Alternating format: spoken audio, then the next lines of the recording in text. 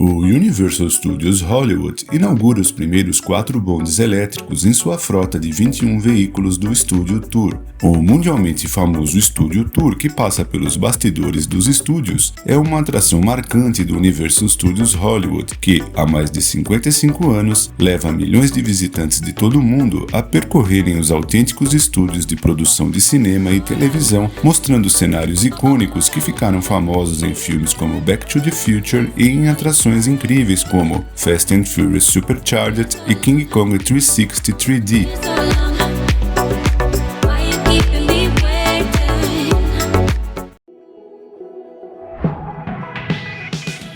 I'm proud to announce that Universal Studios Hollywood is converting the world-famous studio tour trams to become electric vehicles.